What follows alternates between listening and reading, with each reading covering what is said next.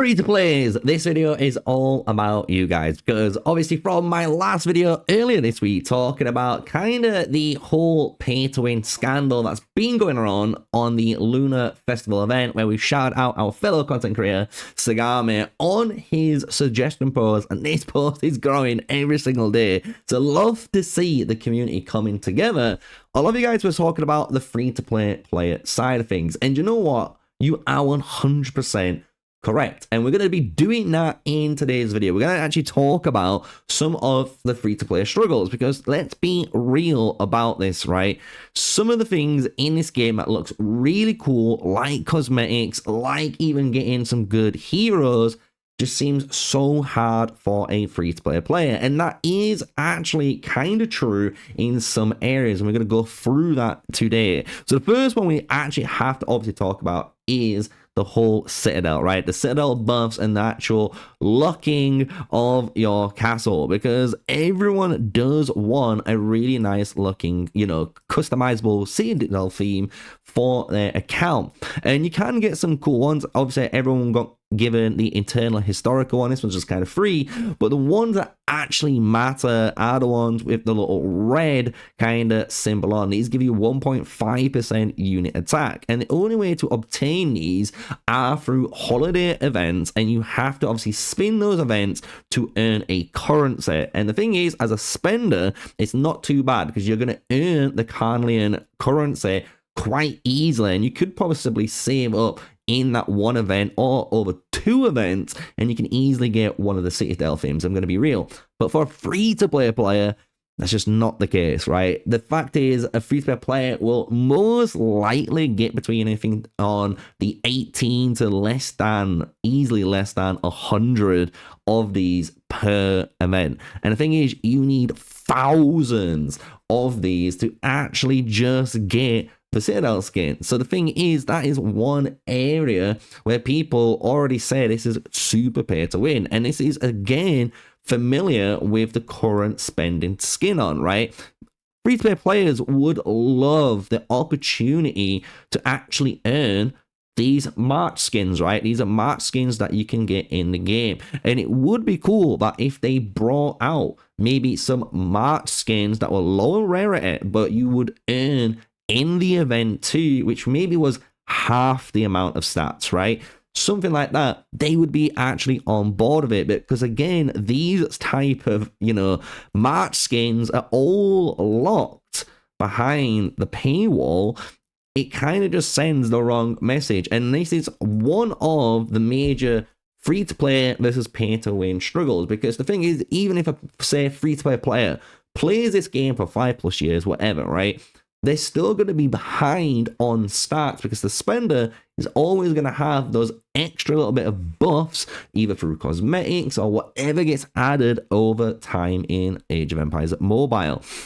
Then on top of this, let's actually now talk about hero acquisition, right? Because for a free-to-play player, it's actually a difficult decision to go down a route because you have 4 unit types in the game. And the thing is, with one March, you are required to run a free hero setup, right? And with those free heroes, you're going to have to work on their skills, their levels. You're going to have to then unlock gear, as you can see on my Rani. That's what I'm working on right now. And then you've got your rings, and then you have to work on those rings too. And each one of these mechanics is basically a wall for a free-to-play player. The leveling isn't too bad, but it does become a grind once you get to the 110 mark and you're going all the way to 120. That is one of the hardest grinds ever, and you really do need to just focus on it if you're going to do it, right? If you're going to do that, you're spending your island tactic tokens on all the XP and you're trying to get XP from everywhere just to get it done. So once it's done, you've bit the bullet, it's completed, you can move on, right? But then you get to obviously your skills, and these skills cost so much to level up. And the thing is, they do get obviously some skill injections through even an event that's running right now, which isn't too bad depending on obviously your activity, which is the rally against tribes. This does give you quite a lot of skill points in the game, but it does require you to be active. A lot of free-to-play players aren't that type of player. You know, free-to-play players generally could be just a person that likes to build their own city, build an army, but they might be, you know, having a 9-to-5 job. They don't have those hours like myself or like other content creators and other like just players in the game clearly have. So they're just not basically being catered to, which is understandable at the same time of what type of game this is. But is that fair? I don't honestly think it is, right? You can't really alienate those players, and there could be ways the free-to-play player experience could be better. We've kind of already talked about how you could introduce ways that city skins, March skins could be earned through the same events that the spender events come through, but maybe just half of the units, right? Same with the now heroes. Now, going back into it, the thing with a player is you get empire coins, and as a spender, empire coins, to be honest, it doesn't become an issue. I'm going to be honest. Even if you're a low spender and you're just putting a little bit of money into this game, you'll realize how much more of an advantage you do get just from that minimal amount of spending, because you get so much value in this game compared to other games I've played in the past. On top of that, what becomes a real issue for the free-to-play players is, okay, do I save my empire coins to unlock, for example, you know, Yodit, right? The new infantry hero. Or am I going to be saving up to unlock someone like Bellevue, who's down here, for example? Or am I going to unlock Lubu, right? Or Suleiman? There's all these different heroes in the second season that you have to think about on top of the seasonal 1 heroes that you need to think about. And the thing is, to unlock them, you need to spin the wheel, and it is a lot of empire coins, right? The fact is, you're trying to spin this wheel to get the 20 spins to get at least the unlock for that hero, so then you can start working towards them by unlocking medals through obviously purchasing them in the different variety of stores as a free-to-play player, such as the arena. As you can see, you can get some in the arena. Going through the Mightiest Empire as well, you can get some in there, right? So it's one of those long-term grinds that a player that's free to play does struggle with, because then on top of that, right, you're spending coins on the legendary advent wheel to get those heroes. But then this is where the actual cripple comes. The best way to actually grind for your, you know, ring and actually to get your ring unlock is to have your VIP high enough to have the I can't even pronounce it, the finishing hammers, right? The finishing hammers here. They're 500 coins each, so I believe it's what, 20k or 10k, something, 10k, that's it, 10k for 20 hammers. So that's already setting you back 10k almost every week if you're able to do that in empire coins, right? And there's no way you're earning that amount of empire coins to sustain buying 20 every single week and have spare over to spin the legendary advent wheel. And then on top of that, for a free-to-play player, you've got to unlock your actual legendary skills, and these can be unlocked through a variety of ways for spenders, which is quite good for a spender, but for free-to-play players it's not, right? Because if you're looking for a hero like my Tribuana and you're trying to think of another skill you could upgrade, well, if I haven't spent any money, it's going to cost me 8,000 to unlock this skill, right? And that's 8,000 empire coins that's going to be used on your march. Yes, at least it's a one-time purchase, and yes, once you've got it, which feels good.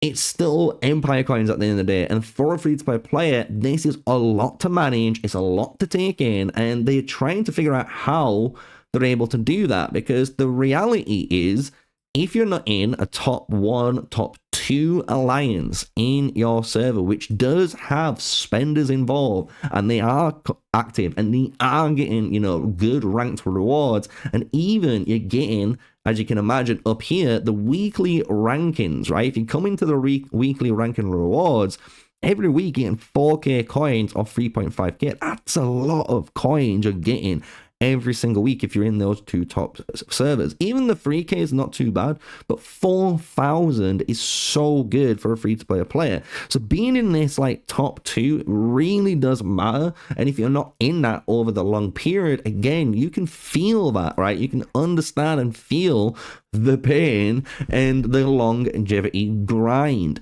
Now, coming into rings, right? Obviously, rings is one of the hardest things for players, especially free-to-play players, to grind, right? Because you obviously talked about already the hammers, how to obtain the hammers, and the best efficient way, even for any player generally, if you're able to, is just keep doing 30, right? The actual just long haul of things is just better value over doing 550 for 400. It's kind of crazy, I'm not gonna lie, but it is what it is. But doing 30 every time, and like I say, trying to get these 20 hammers every single week all ties in, because then you're gonna have to try and figure out what rings to buy. And as you can see, I am currently saving up to actually purchase my Radiant Guardian for the first time. I'm trying to get that bought and done, and I'm sorted for technically my archers. And if I choose to build a Hannibal or anyone else in the future, like Lubu, I could probably whack this on. It's all good to go, right? So we're building towards that.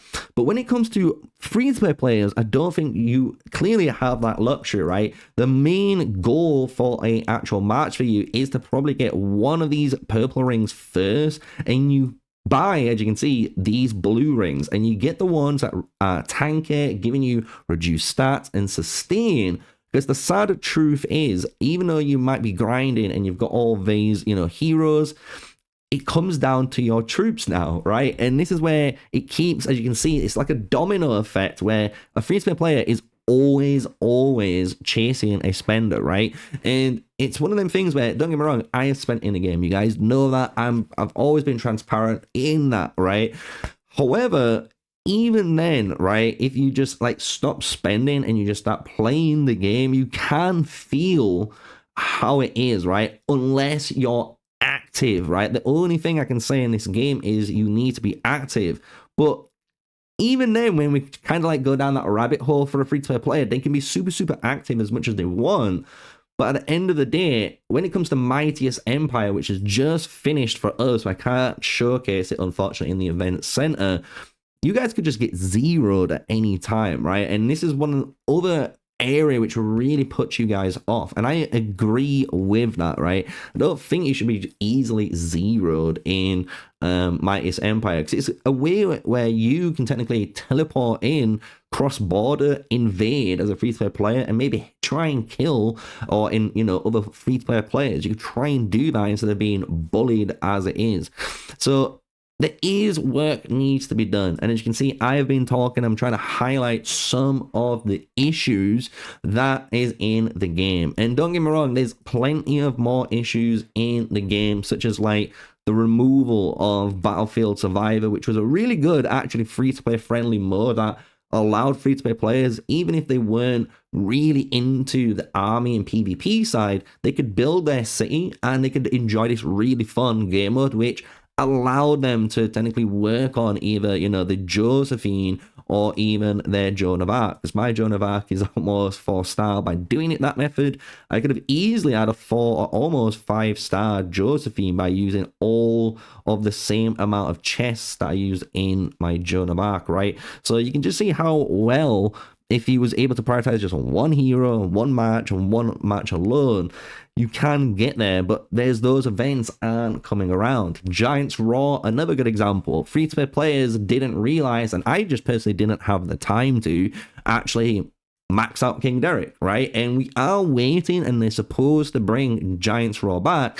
But this event could be an amazing event that just keeps coming, and maybe you have King Derek on it for the first 2 times or first 3 times, and then afterwards you change it to a different hero, like maybe just like Harold, or even maybe the Marshall guys, right? Just change it around, or even if you bring out brand new heroes, maybe instead of King Derek, you bring out a Viking, maybe like, you know, Ragnar Lothbrok, you know, because I've been watching Vikings recently. So maybe you bring in Ragnar Lothbrok and you earn him for the next 3 iterations of Giants Roar, right? And that's a PvE friendly, free-to-play friendly hero that they can play for. There's loads of variety of ways you can easily tailor it a little bit in the favor that free-to-play players are going to grind and get a hero at the end of the day and feel good for doing it, and allow spenders technically to spend. And yes, they'll have always an advantage in any game that they're spending, but at least the, you know, the difference isn't as bad as it currently is, because it is insane when someone like myself that's been sitting on, if we look at my speed ups just for example, right, I've just finished my T6 research speed up for the 3rd time, right?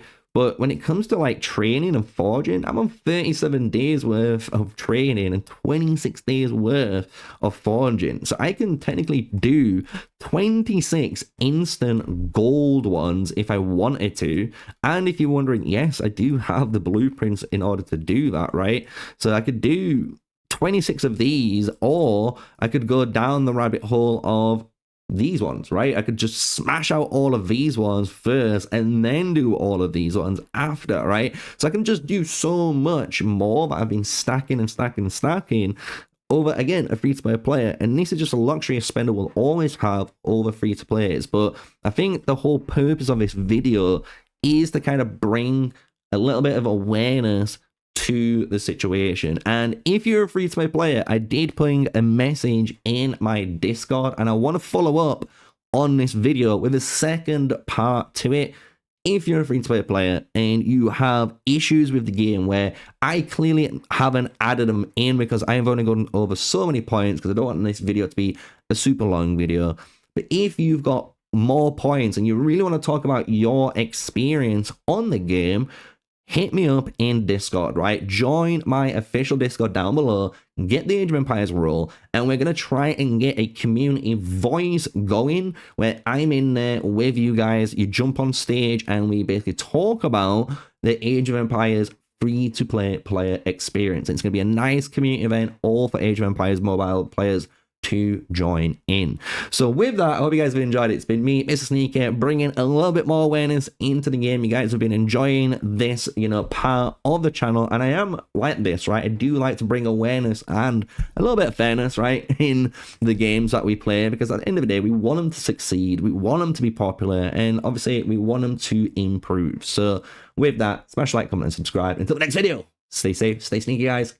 Peace out.